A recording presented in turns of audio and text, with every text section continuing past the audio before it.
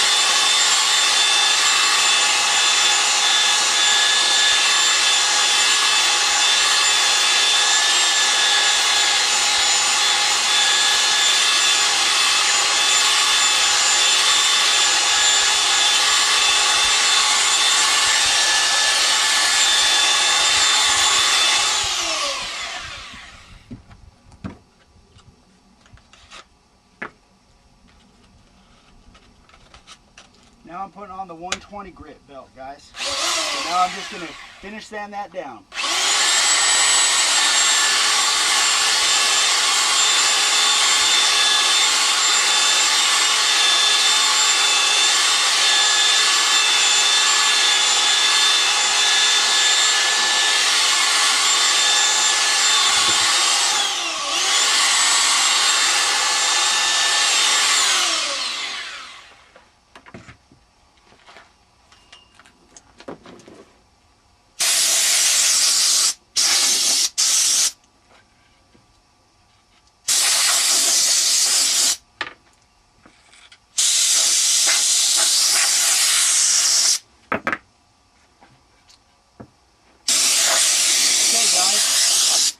That is it. We now have a nice 120 with the grain finish sand on it.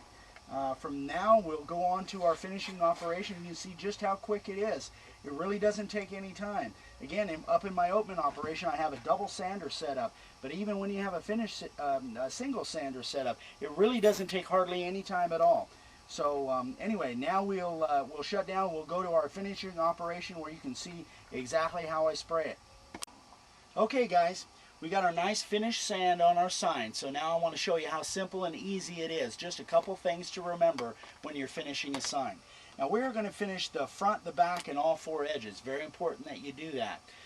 So when you do that, you want to not lay it flat on a table like this, because then when it dries, it's going to be stuck to the table. So I just put it up on a couple pieces of wood, just anything will work. So what I'm going to do is I'm going to do the back first. Here's our finish, and I'm just going to spray the back first. Nice, even sprays. That's the reason I like this little spray nozzle. Now I'm going to flip it over, and I'm going to spray all the way around the edges, making sure that it's completely sealed up. And I do that first, then I'll go back and I will finish the front. And that's it. That's the first coat. Now, this spray can, you want to turn it upside down to clear that nozzle after you spray. And that's literally all there is to it, guys. So now it's got one coat of finish on it. In this nice Arizona sun and a little breeze blowing, that's going to be dry to the touch within about 10 minutes. And being, as I'm saying that, what you may have may be totally different weather conditions than what we deal with out here in Arizona. And sometimes we get nasty weather out here. So what you want to do is you want to have a drying cabinet set up. We're going to go into that next and show you exactly how we do that. It's nice and simple, and it's something that we just kind of came up with, and I think it might work well for you too, depending on what your weather situation is. So again, that's our that's our finishing operation. That's completely done. Again, very important. Make sure that you seal up the edges, the back, and the front. So that's got one coat of finish on it. Okay, so from there we're going to go to our drying cabinet. Action. Hey guys, I almost forgot. This has just got the first coat of finish on it, but you probably, if you're going to ship this thing, you want to do 3 or 4 coats. I normally do 3 or 4 coats when I'm shipping a sign, or if I've got time to. In my oatmeal operation, I just put 1 coat on, but in a situation where you've got time, you want to put 3 or 4 coats and get that nice gloss finish on it. Now, but just before your last coat, what you want to do is take a little piece of 220 grit paper, real fine sandpaper, and you want to just finish sand the front of the sign. Now the reason I do this is I don't want those edges to catch on those outset letters, so I would just sand that off. Now what happens is when you do that finish, it'll pull that grain up, so you just want to smooth it out before you put your final coat on. So just a little piece of sandpaper, and again, bow it like that as you're sanding, and then it won't catch on those outset letters, and then it'll give you a really, really nice finish. And so I just wanted to throw that in there just because I almost forgot it. So now we're going to move. In action. Hi guys. You might recognize one of these. This is an old broken down refrigerator freezer that we had, and I was looking for a drying cabinet one day, and I just got the idea to use this.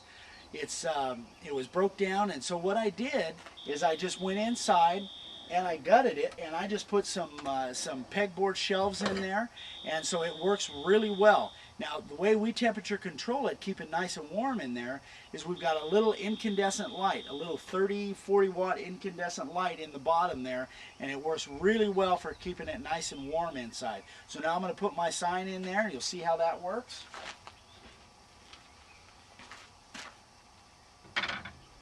I just put my sign on a little shelf, and it's in there, and then we just close the cabinet and let it dry.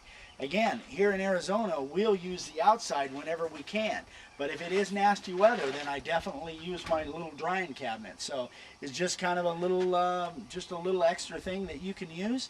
And so we're done with that, and now we'll move on to tell you what we're going to do next month.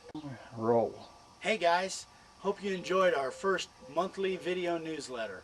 We had fun doing it for you. I hope you picked up some information and some great tips on finishing. We hope that you get back to us and let us know what you think. Give us some feedback. Don't forget, go to greatinfoforyou.com and you can get all the information on subscription to our monthly video newsletter. And speaking of that, next month we're really excited. We're going to be up in Oatman, Arizona at our little retail shop. And we're going to go over some great information for you. Just to give you a hint, we're going to be talking about artwork. How can you get special artwork on your boards and do it in a timely manner and a fast manner so that you can actually, if you want to do it at a retail operation, it'll be nice and quick and easy to do and add a lot of value to your signs. Customers just eat it up. Wait till next month. You're going to love it. It's got some great information for you. So again, let us know what you think. Get back to us and have a great day. We'll see you.